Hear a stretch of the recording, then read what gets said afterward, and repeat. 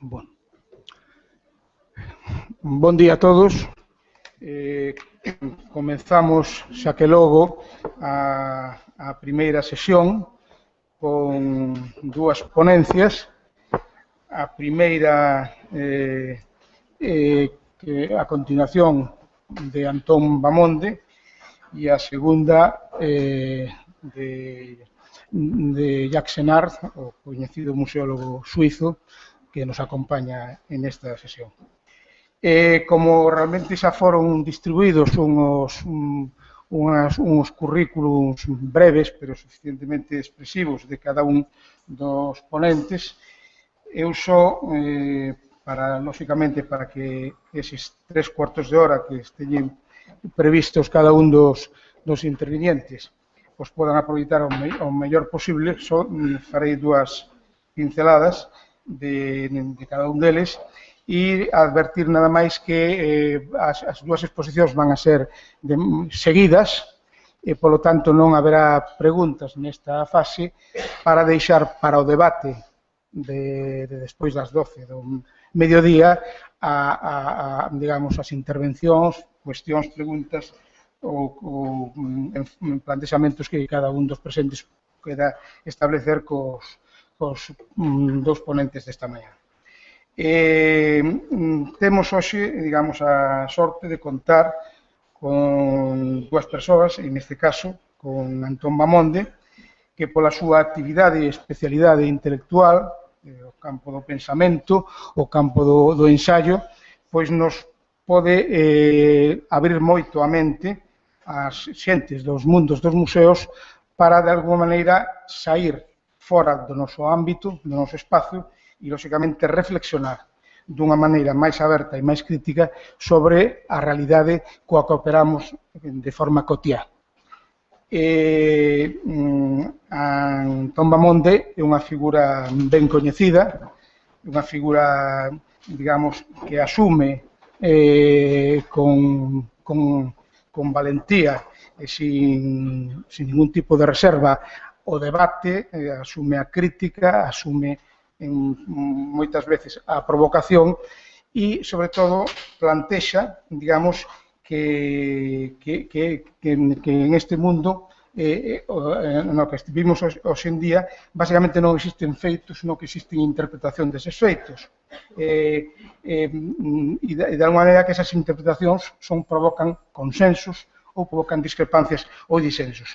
É enormemente importante este enfoque porque, de alguna maneira, a práctica museolóxica e a reflexión teórica do profesor Enar coincide en boa medida coas reflexións que desde outro campo moi distinto desenvolve Antón Bamonde, autor dunha serie de libros, autor, digamos, polemista e ensaísta no mundo, no xornalismo diario, e que a min, personalmente, das súas obras, interesanme todas, pero basicamente unha que é a derrota de Galicia, donde de alguma maneira fai unha reflexión sobre a conxuntura, o momento que vive este país nos últimos 25, 30 anos, e que de alguma maneira esa reflexión son moi fecundas, enormemente interesantes, para reflexionar a xente que operamos co patrimonio cultural dos museos, si consideramos que o patrimonio cultural, digamos, estar ligado aos temas de identidade e da memoria e que os museos son espacios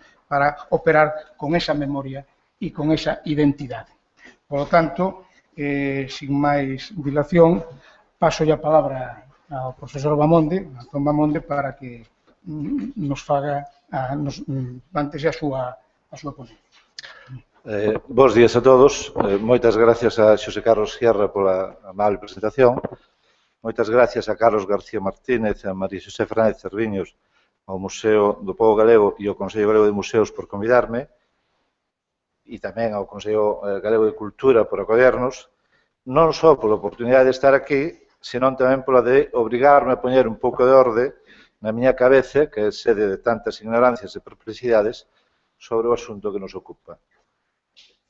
Son, como acaso saiban, un lego nesta reunión de museos. Síntome, pois, como un nadador que se mergulla en aguas descoñecidas, non sen atrevemento. Como nunha certa fotografía de Bari Caramés, lánzome a un fondo transparente do que emerxen burbullas, pero a visión está desenfocada. Mergúllome con maior temor aínda se considero que tamén neste ámbito, como en tantos outros, segundo creo, non sabemos onde estamos nin a onde imos. Pero tal vez este ignoramos é, por puro paradoxo, a primeira idea que deberíamos intentar xustificar. Para iso, usarei unha afirmación apodíctica que lle escoitei non hai moito tempo o historiador da arte Juan Antonio Ramírez, lamentablemente falecido. Yo no sé qué cosa es el arte contemporáneo, ni conozco a ningún artista, crítico o galerista que sepa en qué consiste. Y si dice que lo sabe, miente. Foi unha declaración que estimei moito, porque adoro as frases redondas e simples que, a vez, encerran unha sabiduría depurada pola reflexión de moitos anos, como non podía ser outro caso, dun historiador de arte tan notable como foi Juan Antonio Ramírez. E así é, dende o ready-made de Duchamp, dos que nos separan xa casi 100 anos, Duchamp creou os primeiros ready-made en 1915, caeu un certo sentido do que era arte. Ao principio, a forza disolvente que encerraba o principio co que podían ser construídos eses ready-made non se fixo tan clara. Ao fin e ao cabo, a vanguardia estética acompañante da idea de progreso seguiu rexendo ata o período comprendido entre os anos 60 e 80 do noso século. Moitos sinalaron a obra de Warhol, que enlazaban da cultura pop coas imaxes do dadaísmo, como o punto de non retorno. Dende as latas de sopas Campbell ou a caixa brillo, fíxose patente que a arte traspasara a última fronteira. Como indica Arthur Danto, crítico que hai que tomar en si mesmo como un síntoma, a arte é agora unha especificación da historia da filosofía. O que dá valor a unha obra non é o seu carácter aurático, ou único, ou os seus valores artesanais, ou a beleza que dispoñan, ou calquera outro criterio co que a arte se tiña construído ou definido a si mesma. Xa non Giotto ou Duccio, nin tan siquiera Usura, como denunciaban nos seus cantos de Rapán. Agora, o concepto é o que marca a nosa época na arte. Iso, aínda que sospeitemos da connivencia entre a usura do concepto e a usura pura e dura. Ao fin e ao cabo, as obras de arte son hoxe un dos ámbitos máis seguros, aparentemente, dos mercados de valores. Robert Hughes ten escrito páxinas moi sagaces sobre a complicada relación entre arte e capitalismo nas últimas décadas. En todo caso, hai que aceptar o que o territorio da arte ten de síntoma. A obsolescencia da vanguarda correu parella o que Lyotard, xa hai unhas décadas, chamou a caída dos grandes relatos. Ao tempo en que decaía a ilusión revolucionaria, o proxecto utópico, ou o máis modesto programa ilustrado, a ilusión dun mundo racional éticamente conformado, foise abrindo paso a noción do museo imaginario. Unha expresión que, como seguramente saberán, se debe originalmente a André Malraux. Unha máscara africana, unha pintura de Piero Francesca, unha escultura de Cánova ou unha creación de Francis Bacon, por non falar dun arado, unha moto Vespa ou un episodio de Bob Esponxa, sitúanse, en tanto que artefactos artísticos ou máis ampliamente culturais, na mesma posición en relación ao intérprete. Este, a súa vez, colócase na posición dunha especie de turista virtual nos múltiples pasados da humanidade. Mais ou menos como aquel yanqui na corte do rei Arturo de Mark Twain, unha das primeiras novelas nas que unha hipotética máquina do tempo facía ver as súas posibilidades. Tamén un museo é unha potencial máquina do tempo. E viaxando nesa máquina, todos os acontecementos están igualmente cerca de Deus, para usar a bella metáfora dun historiador alemán. Así que, en definitiva, unha vez que xa non hai criterio para decidir o progreso nas artes, o que queda é a totalidade do pasado, non só da arte, senón, en definitiva, da experiencia humana, como arca ou mostrador do que entresacar a vontade aquilo que en cada momento pode marcarnos ou axudar a configurar a experiencia presente. Pero iso non só desde buxa obra, senón tamén os seus límites e o seu sentido. Cai o sentido da verdade. E, por tanto, a arte se configura como acontecemento hermenéutico, para dicilo na linguaxe de Bátimo. Pero, que pasa entón co museo na época posmoderna ou como que iramos denominar aquela época na que ese límite foi cruzado. Ao final, os museos públicos foron creados en grande medida baixo a concepción revolucionaria e ilustrada, segundo a cal as vellas coleccións privadas atesouradas por un puñado de ricos debían ser mostradas con fins educativos a unha poboación que se presumía ávida de refinar a súa mente e o seu gusto. O ascenso dos museos públicos tivo lugar nese século XIX para revestir a forma dun centro de aprendizaxe acerca da arte, da historia natural ou da cultura material. Os museos eran o lugar no que podían contemplarse os vellos osos do pasado e tal vez eran tamén a súa tumba. Que sucede co museo na época en que xa non sabemos que é museable ou non, dado que non sabemos que é arte ou non? Que sucede cando os criterios para decidir o que ha de ser mostrado son máis lixeiros e evanescentes, máis líquidos? Ao caer os marcos estables que conformaron a modernidade, nos vemos confrontados a ver os museos como unha experiencia, un suceso hermenéutico que ten que xustificar en cada caso o seu programa, a súa iniciativa e a súa validez. Derrubadas as xerarquías, o público democrático é o suxeito dunha transvaloración. Xa non se sabe que está en riba e que clase de cousa está abaixo, que é bo e que é malo.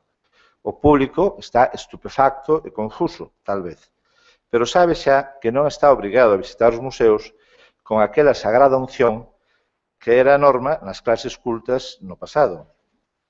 Non faltan, dende logo, os que abogan polo retorno, por secuestrar os museos das grandes masas, por restituir a aura da experiencia no museo, pero non sole ser esa, sen dúbida, a dirección da corrente.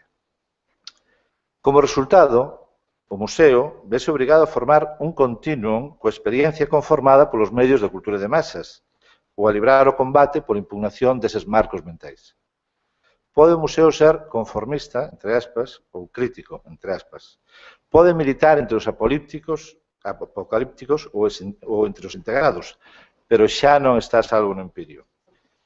O público arrógase o dereito a xulgar e rara vez o director do museo, o responsable das coleccións, ten valor, como no título da peza teatral de Peter Handke, para insultar ao público. Polo demais, Internet, a nova Alexandría, permite o acceso máis ou menos universal a unha amplia gama de información, entretemento e cultura. Aquí nos volvemos a topar cun dos paradoxos da democratización cultural. Todo está accesible na rede, pero poucos poden, de feito, beneficiarse desa capacidade. Cantas mentes posúen esquemas mentais que lles permiten estar en condicións de procesar esa enorme amalgama que procede a Internet? Esta pregunta nos mostra o perigo dunha excesiva compracencia coa rede.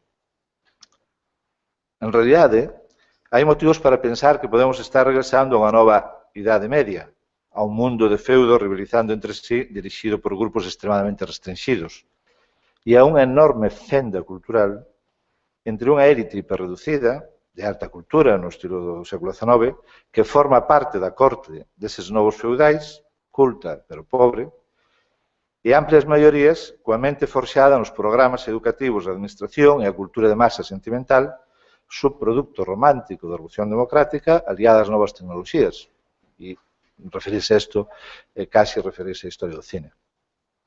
Sexa como for, a cultura secuencial, lineal, propia da lectura reflexiva e ordenada, característica da era Gutenberg, está sendo rapidamente desplazada pola nova cultura mosaico de Internet, na que a simultaneidade destrue a orde xerárquica.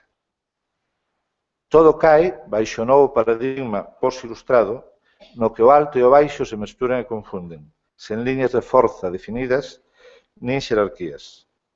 En última instancia, estamos ante unha transformación de época. Ao desaparecer o tempo lineal ligado ao progreso, como modulación do xerárquico e progresista, imponse a lógica do acontecemento. A cultura mosaico se entrelaza con ese tempo presente no que vivimos suspendidos, como se fora nunha variante laica da eternidade vivida como un nunc instans. Gostaria de facer aquí unha breve parada no meu discurso para referir unha pequena anécdota. Estes días acabei de ler un libro que se chama 1913, un año hace 100 años, que é un libro moi interesante porque narra a atmósfera cultural de principios do século XX. En realidad, a principios do século XX é cando se produce xa a primeira crisis da Ilustración, porque o ambiente xeneral era de caos. En realidad, se entrevía que era un mundo que podía estar cerca das ruínas. E, en gran medida, a arte do momento, pois os Peter Klee, os Mondrian, etc., pois non deixaban de ter na súa intención o crear un arte que fose cristalino e que fose, por así decir, unha salvación dese atmósfera ou dese presentimento do caos, que despois se confirmou isto coa Primeira Guerra, non? E o mesmo podría dicirse de Gropius e da Bauhaus. Bueno, en este libro, que se chama así, 1913, un año hace 100 años, o autor dá conta de Aaron Hanning, creo que se chama, o periodista británico, escribiu un libro que se chamaba La Gran Ilusión, donde decía que era imposible que sucedese unha guerra, porque había novos medios de comunicación, o teléfono, e porque os países estaban agora enormemente entrelazados a través dos modernos medios de transporte e porque máis os intereses das élites dos diferentes países pois tiñan negocios comuns. Esa predicción que, ao decir do autor do libro, pois foi moi popular, foi un bestseller en aquel momento, pois naturalmente foi publicado en 1911, tuvo reedicións e todavía en 1913, un ano antes do desastre, pois ocupaba boa parte, ao parecer, da atmósfera cultural alemana. Eu a veces me pregunto, cando eu era un pouco máis novo, cando eu acababa o meu instituto e era un rapaz progresista, etc., pois compartía a opinión, que me parece que en aquel momento era general, de que as cousas pois podían estar cheas de conflictos e problemas, pero que ao final era bastante claro cal era a dirección da historia. Sin embargo, me parece un rasgo moi peculiar do momento presente a opacidade. É dicir, o feito de que creo que moi poucos arriscarían a facer unha prognose acerca de cal pode ser o estado do mundo dentro de 10, 20 ou 30 anos. Esa crisis dos anos 20 podría reduplicarse, por certo, facer unha mención á crisis das vanguardas, dos anos 60, 80, etc., e a súa sustitución pois, bueno, pois, para este pluralismo, digamos, da arte contemporánea e tal vez facer unha referencia a que relación ten a situación da arte contemporánea e de outros produtos, digamos, espirituais, co contexto histórico de crise na que estamos, na que non sabemos, non somos capaces, non é que o proxecto ilustrado fora derrumbado, así que non temos a menor noción, nin nos arriscaríamos, creo, ninguén, a facer unha prognose acerca do futuro. E me gustaría saber se dentro de 100 anos o historiador da cultura, o historiador da arte, o historiador puro e duro, que dirá da nosa época. É dicir, que se estamos antes dunha nova fase de evolución e progreso, etc., ou se estamos antes de circunstancias outra vez máis catastróficas, pero, sin embargo, con atmósfera que xa non é aquela tan tenebrista, digamos, ou caótica de principios do século XX, senón con esta peculiar forma de alegría e de presentismo que é tan característica do presente e que, sin dúbida alguma, ten que ver moito pois co feito de que os medios de comunicación de masas pois difunden, digamos, un modelo de civilización que incide moito, necesidade do consumo, en este presentismo, en este estar, o que decía no texto, como suspendidos ou colgados. Me permito tamén facer establecendo un pequeno corte, porque tal vez é un orden de discurso diferente, pero digamos que a veces se pensa en Internet ou na propia época presente como unha época que efectivamente é unha época de colapso do tempo e do espacio, é dicir, onde o orden lineal do progreso, digamos, é como se fose comprimido en algo parecido ao que os teólogos medievales chamaban o presente eterno, non? O nunc estans. Como se estiveran suspendidos nun extraño tempo Isto que presenta, creo eu, máis incertidumes das que pode aparecer. Bueno, feita esta pequena intervalo, continuo. Esta é a gran transformación, esta transformación na constelación da época, que vale non só para os museos de arte, senón para todos aqueles etnográficos, tecnolóxicos, industriais, etc., que conforman o amplio campo das institucións museísticas. O seu programa se ve cuestionado por unha época que se presume sen fundamento e que, tendo a ilusión de recrearse a si mesma a cada intre, vive, de facto, nunha extraña sorte de suspensión. É certo que os museos non están en crise, ao contrario. Cada vez aumenta o número de visitantes ás salas e a curiosidade se expande por territorios antes ignorados. Ao tempo, moitos museos incorporan técnicas de marketing e da cultura emocional para facer visitar aos visitantes unha experiencia. Os museos son hoxe unha parte importante do sector terciario e facilitan a propagación do turismo, que é, obviamente, un dos grandes negocios mundiales, e senón que non lo digan a nós en este momento. Sin embargo, se miramos máis alá, é posible registrar unha certa crise das súas formas programáticas debido ao cambio de paradigma mencionado. Iso obriga a reformulalos. Nunha sociedade pluralista na que o que os museos coleccionan e como fan, e na que o que exhiben e como fan son materias de crecente discusión, os museos han de tornarse centros de controversia, para usar a magnífica expresión de Willer Boyd. Os museos teñen que involucrarse nas crecentes discusións acerca das novas tecnoloxías, as novas correntes estéticas e as novas interpretacións do pasado e do presente. O seu papel como lugares da memoria e da identidade está ligado a esta conciencia acerca do modo en que han de involucrarse na sociedade. Supoño que algo así como un liberalismo multicultural tería que ser o seu fundamento filosófico. Debido á caída das grandes visións que narraban a historia da humanidade máis ou menos ao estilo da idea hegeliana, como o despregamento na historia dun suxeto activo que pouco a pouco alcanzaba a súa propia identidade a través do conflicto e reconciliación, os museos non poden hoxe máis que tomar nota do pluralismo das imaxes do mundo e intervir no espacio público non verticalmente, como mestre que dá unha lección canónica e magistral aos seus alumnos, senón horizontalmente, intervindo nos debates e nas batallas da opinión que teñen lugar no espazo público. E ben, que hai de Galicia? A súa problemática inscripción na modernidade é clara. Deixenme ler agora, ao respecto, un pequeno artigo que publiquei hai un par de anos e que reivindicaba a creación dun Museo de Arte Galega. Decía, un dos museos máis importantes de Galicia, e sin dúbida o máis desprezado, é o Carlos Maside, situado nun edificio anexo ás cerámicas do Castro, en Sada. Nese museo pode atoparse unha pequena representación do que foi a arte moderna galega dende a terceira década do século XX ata os anos 70.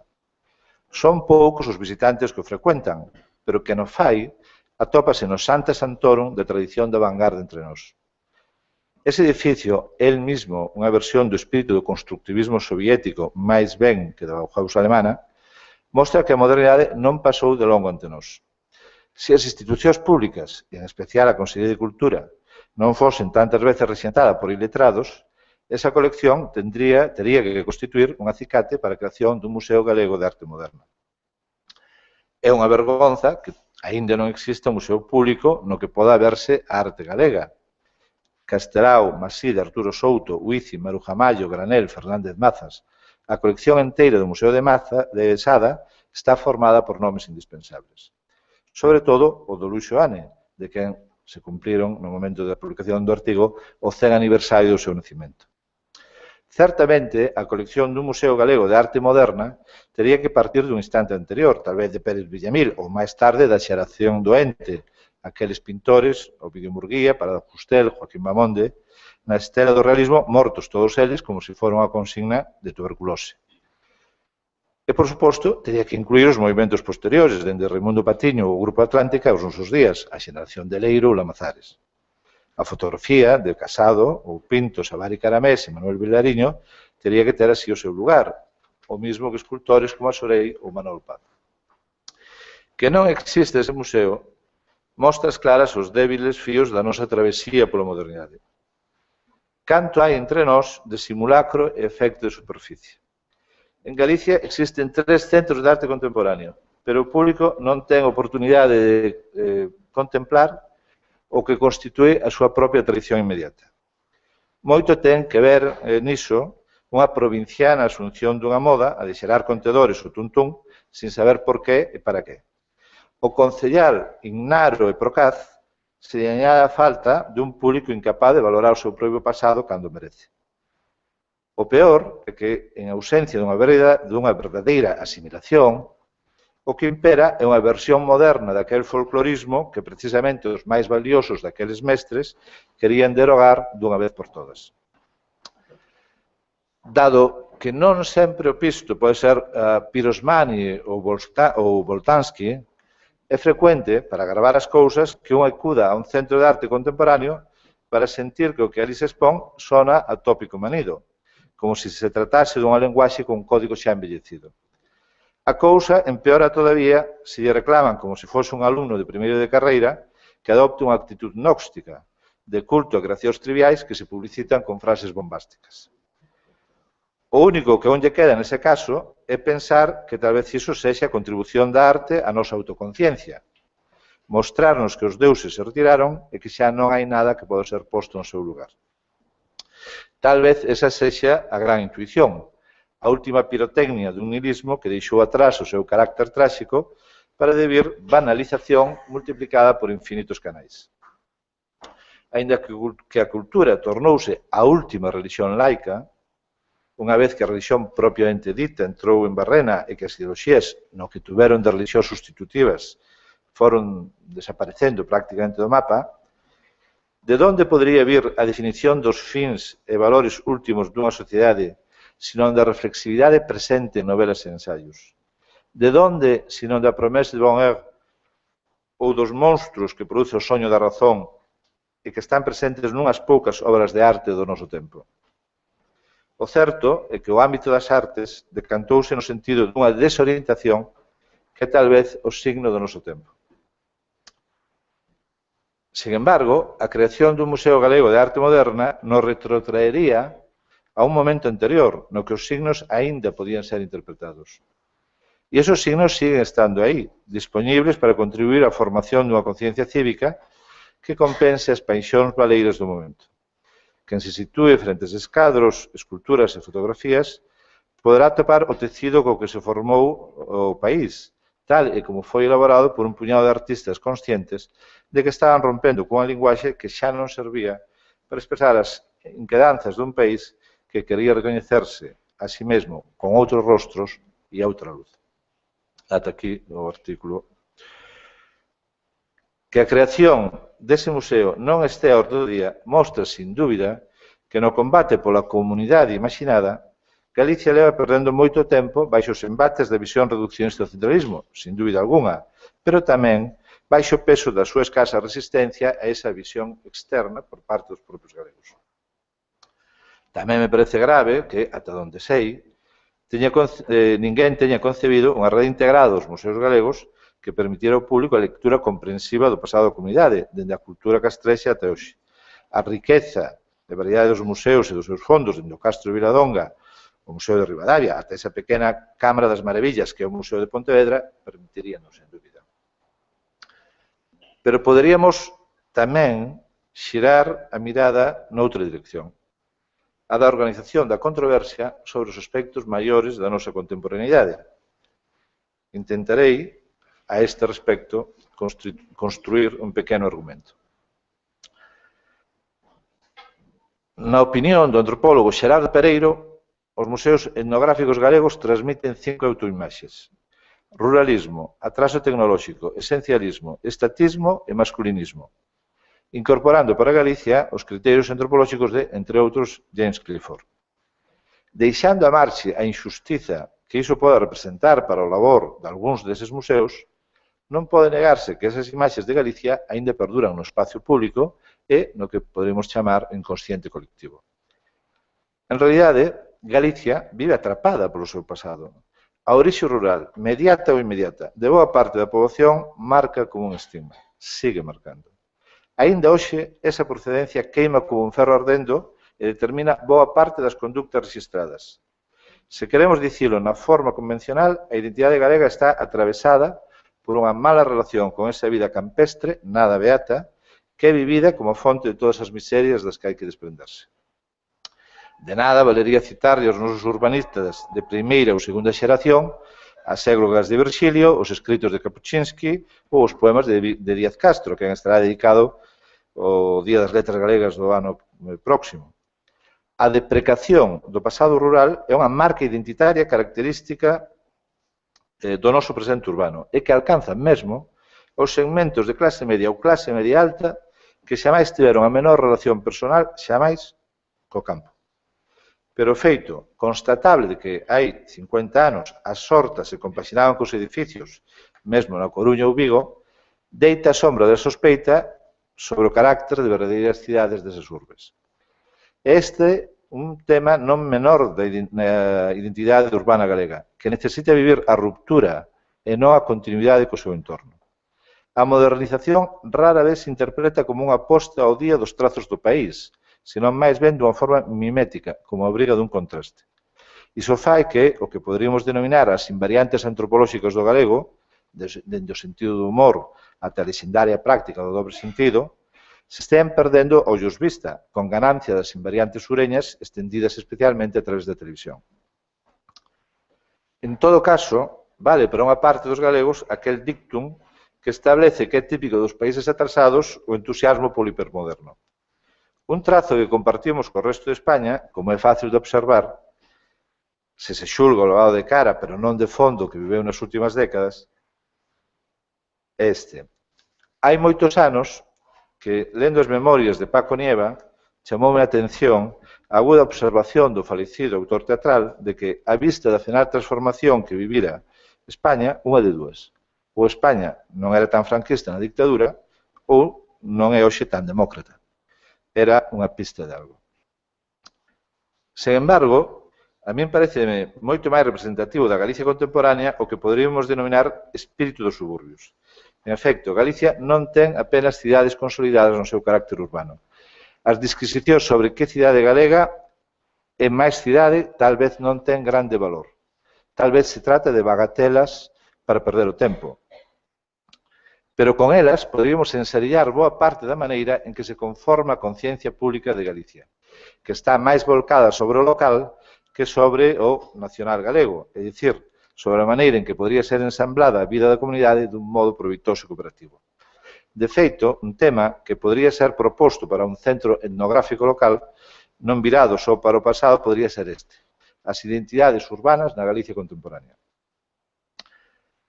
Sexa cal for o pano de fondo que hoxe goberna as mentes dos galegos, está máis cerca de semellarse ao que poida caracterizar a vida de suburbio, a transición entre dúas formas de vida, as conductas híbridas e oportunistas, unha certa desorientación nos obxectivos, que da visión estable, estoica, fatalista, dependente dos ciclos da natureza, que conforma, segundo o tópico, a vida rural. Este dato aínda non está enteiramente metabolizado, dada a pertinacia da tradición estrábica que vía Galicia só dende os ollos da súa determinación rural. É certo que non se entende unha parte da mentalidade do país se ignora a súa vontade de negación dun pasado rural e o desexo de substituílo polos signos da modernidade. En negrilla. Pero ese extremismo impideu-nos entender as diferentes culturas urbanas que marcaron o país. Mirar a xente que pasa pola rúa nunha cidade como Vigo podería facernos propoñer outro tema etnográfico posible, tal vez sorprendente. A componente cani e choni nas cidades da Galicia de hoxe. O público saberá que cani é a variante masculina de choni. O que outra vez nos levaría a facer consideracións máis xerais sobre o cambio social en España na súa totalidade e sobre a decadencia da cultura da clase obreira tradicional. Entendo que unha posible interpretación do fenómeno choni podría ser enunciada así. Como poden elaborar a súa experiencia aqueles segmentos sociais que abandonaron a cultura tradicional en todas as súas formas, os signos externos, pero tamén a mentalidade de fondo, dun xeito brusco e, ao mesmo tempo, carecen doutros marcos para unha elaboración das súas novas formas de vida que non sexan os fornecidos polos estilemas da cultura de masas? Estamos nunha divisoria brusca entre dous mundos da vida, que non é fácil asimilar, e como é natural, a tendencia máis espontánea é a dunha adaptación asintótica ao que parecen os novos a priori urbanos, basicamente decididos polos medios de masas e despois interiorizados creativamente polas clases populares. Neste punto, podría resoar a vía pregunta de Humberto Eco. Pode o público facerlle mal á televisión? Que viña a cuestionar as teorías unidireccionais sobre a influencia dos medios de comunicación e afirmaba que, lonxe de ser o público unha masa amorfa e pasiva, tendía a modificar os estímulos que recibía dos medios, establecendo unha especie de feedback ou retroalimentación que modificaba, a súa vez, os parámetros dos medios. Gustaríame referirme agora a un libro de certo éxito en Gran Bretaña que tive a oportunidade de ler recentemente. O seu título é Chaps, a demonización da clase obreira. E o seu autor é Owen Jones, un dos referentes dunha certa esquerda inglesa. A tese abunda nun tema clásico dos estudos sociais, a presunta desaparición da clase obreira, un caso verdadeiramente sorprendente a estudar por Sherlock Holmes.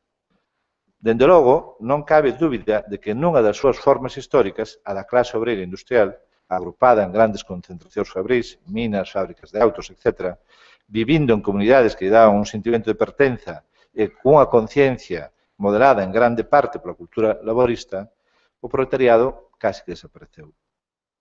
Sen embargo, Jones denuncia a interesada tese segundo a cal todos formaríamos parte das clases medias. A clase obreira teria desaparecido e todos viviríamos en esta era feliz de capitalismo de emprendedores donde a pobreza virtualmente teria desaparecido.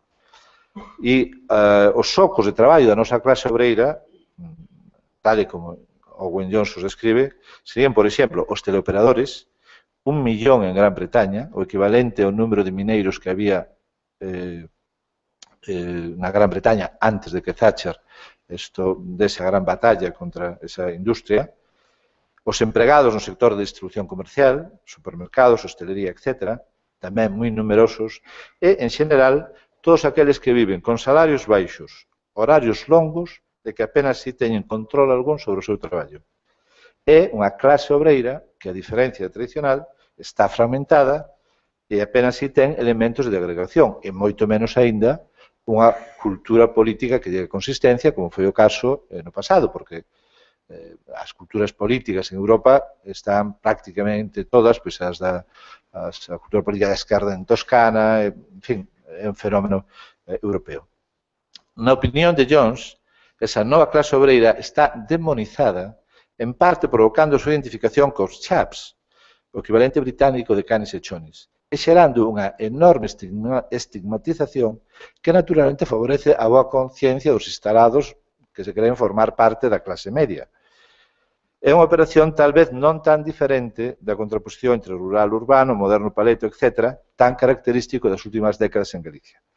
A bella estigmatización debería sumárselle esta outra, producto da diferenciación social e de clases e do derrube da fantasía neófita de que o espazo urbano disolvería as diferenzas estigmatizadoras. Sería moi interesante organizar o debate nun país que viviu tantos cambios tan rápido acerca da pugna entre aquelas imaxes etnográficas ás que se refire Xerardo Pereiro e esas novas autoimaxes que proceden en grande medida da cultura de masas interiorizada polos novos urbanistas. Esa sería unha maneira de instalarse na controversia contemporánea, como, me temo, han de facer os museos aquí e en Pequín. Moitas gracias pola súa atención.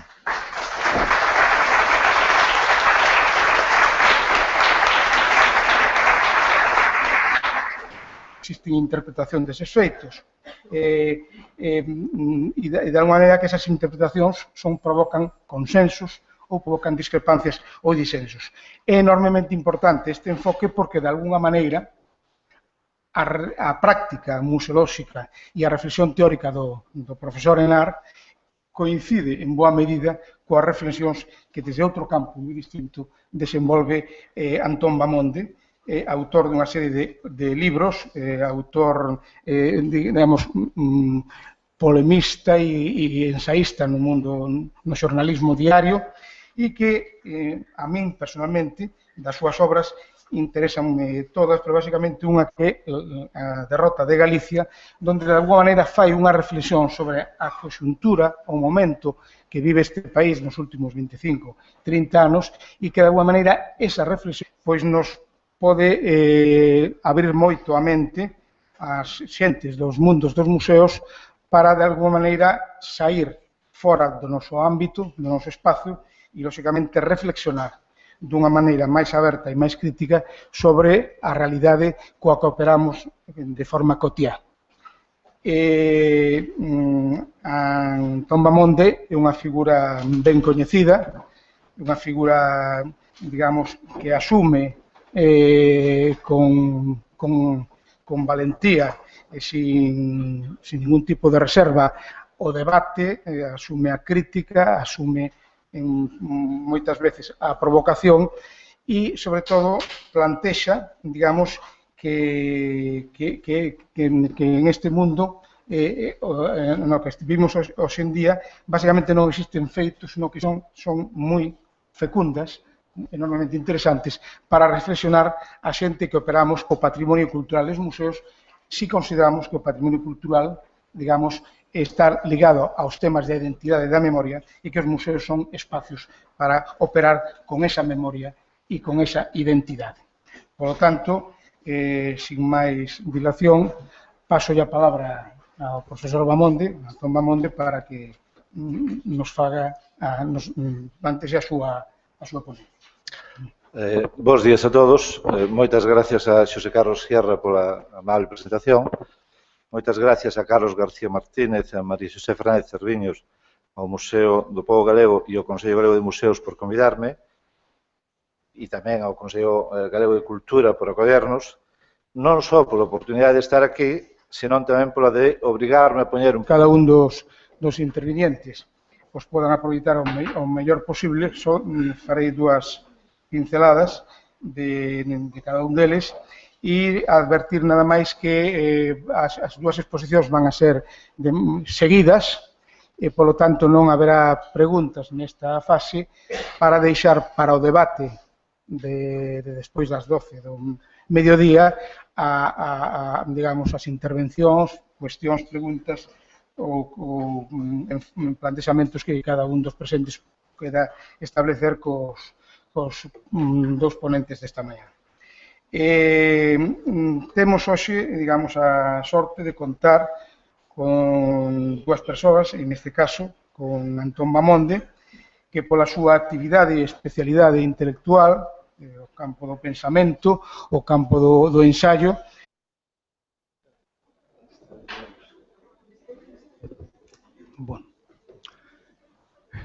Bon día a todos.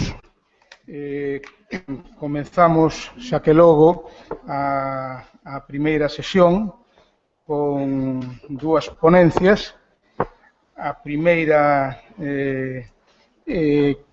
a continuación de Antón Bamonde e a segunda de Jacques Senard, o coñecido museólogo suizo que nos acompaña en esta sesión.